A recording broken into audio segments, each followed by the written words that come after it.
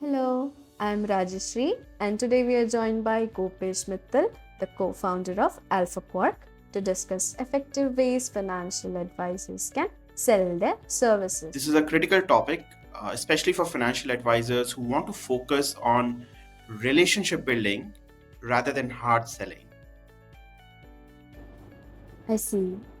So let's start with how should advisors think about client acquisition? See, the concept of selling without selling is all about building trust and credibility through thought leadership rather than using traditional sales tactics. It's a mindset shift. With this approach, the idea is not to push for business. It fundamentally changes the tenor of your conversation with your clients. Any conversation that you have with your clients is all around probing and understanding their unique requirements rather than pushing for business. And the world's best consulting firms do it beautifully. So, for example, if you think about McKinsey, Bain, and BCG, they're well known for their ability to build expertise, and that way they attract the best clientele across the world. Instead of cold calling, they offer valuable insights and maintain a strong presence in relevant circles. Financial advisors can adopt similar methods by positioning themselves as industry experts, sharing high quality content like newsletters, webinars, publications, and at the same time also work on cultivating relationships with journalists so that they're quoted in relevant news articles, which goes a long way to project thought leadership. This strategy helps advisors to naturally attract clients who see them as trusted authorities rather than pushing for just business. I see. So, how can financial advisors create content that builds trust and drives engagement without overtly selling their services? See, it's all about being present and offering value, just like McKinsey and BCG do with their reports and articles.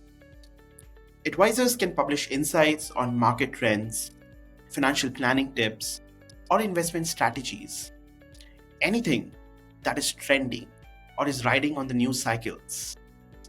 And that uniquely ties and addresses your client needs. By consistently offering educational content, you build trust. You're not selling a product, you're sharing your expertise and knowledge. I see. Okay. So you talk about being in the right networks. So how can financial advisors apply this strategy? See, there are two parts to it. It's about being present online and also about the offline networking. And both of them are very important. Let me start with the offline bit first.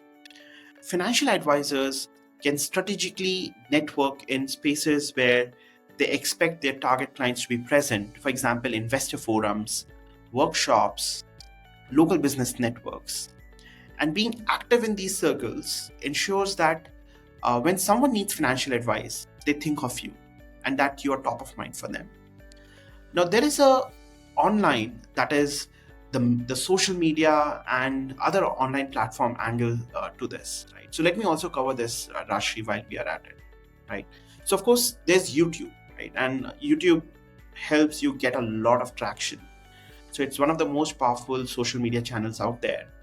But then there are also other platforms which could be of interest to financial advisors in particular. For example, LinkedIn, where you can publish articles and engage with professional networks. You can use Twitter for sharing quick insights and trends. Instagram for sharing visual content like infographics on financial tips. Podcasts, appearing on podcasts is another excellent medium where advisors can share in-depth discussion and expertise on different financial topics. Of course, you can write blogs, you can maintain personal websites, you can even answer queries on Quora or Medium, and that would be a great way to build engagement.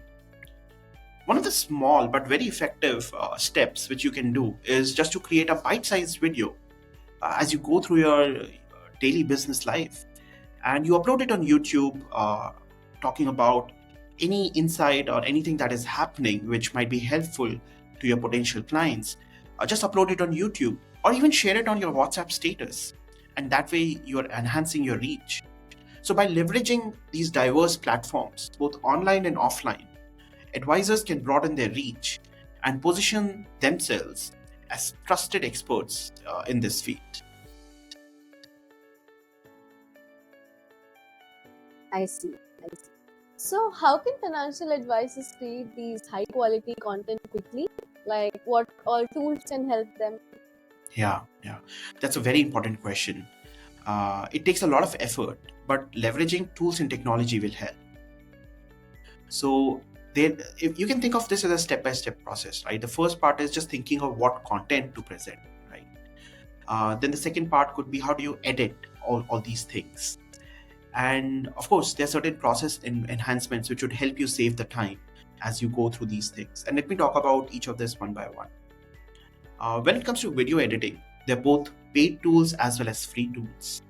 They're good paid tools such as Camtasia, there's Descript, which simplify the process by allowing easy cutting, editing, and voiceover capabilities. But then there are free tools, CapCut, Filmora, InShots, which also go a long way. There is Canva, which is free with some paid options, which can be used to quickly design some professional grade looking thumbnails, infographics, and visuals to accompany your videos or blog posts. Now, when it comes to content creation, of course, AI comes to your help. So you can just leverage ChatGPT, which is free with paid options, or even other LLM tools such as Claude or Grok, even Grammarly, where they're free with paid subscriptions, which can help you generate and refine scripts effectively and at a very fast speed. When you think about distributing this content, there are of course channels that we talked about, but then you can conduct webinars or live streams using Zoom or even StreamYard, which again is free for the basic tier. Now, you have to put all of this together and think about how you optimize your time, and that is where some process considerations come into play.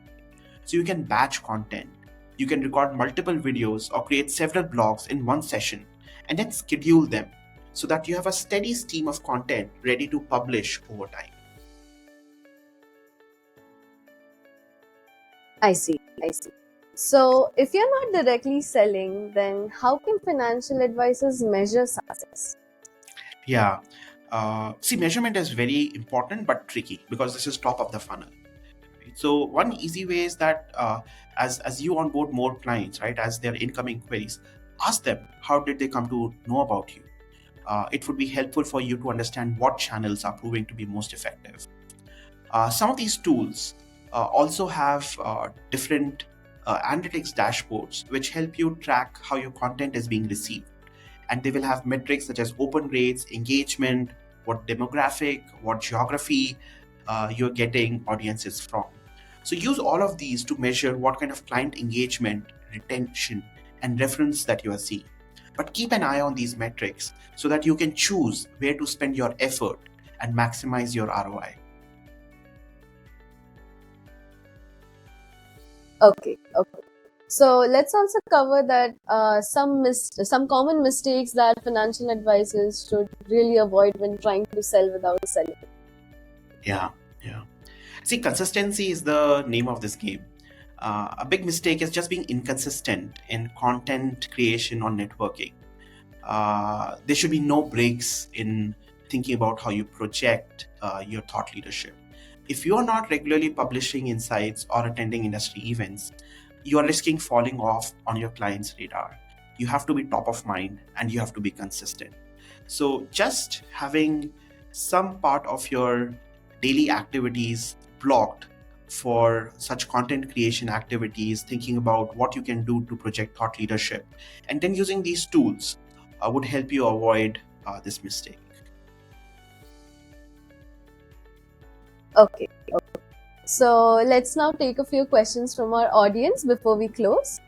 So here's the first question, that is, how long does it typically take for financial advisors to see results from a sell without selling strategy? Yeah. It's definitely more of a long-term strategy.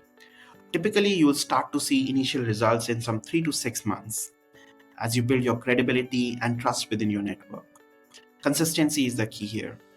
Over time, as your content gets traction and you establish yourself as an authority, you will start seeing more of client inquiries and stronger relationships. So it takes time. You should budget at least 2 quarters before you start seeing some results. Okay. So the next one is, what types of content work best for financial advisors to build trust without overtly selling? Yeah. It's all about projecting authority. It's all about projecting expertise. So educational content works best. Things like market updates, financial planning tips, or even insights on tax strategies. So you want to focus on solving problems your clients may have, or answer questions which you have frequently seen in your consultations. Case studies, success stories that highlight how you have uh, helped clients from certain demographics can be powerful as long as they're not too promotional. So you should not push too hard. It's not a push strategy, it's a pull strategy. It's a mindset shift. Okay. So before we close, do you have any final tips for the financial advisors on selling their services effectively? Yeah. So focus on adding value and building relationships. Just as I said, it's a big mindset shift. It's all about attracting rather than selling. Offer valuable insights, build trust, stay active in the right circles. This sell without selling is a long term strategy, but it pays off with stronger relationships. Okay. So thank you so much, Gopesh, for sharing these great strategies on selling without selling for financial advisors. Thanks for having me, Rajshri. It's been a pleasure. Also, we appreciate your time today, viewers. Don't hesitate to reach out with any questions or feedback you may have. You can send your inquiries to the email listed in the description box or simply comment below. And please feel free to share it with your acquaintances or friends or family. And if you like this video, please hit the like button. It gives us encouragement to create more content like this. We are excited to connect with you. Thank you.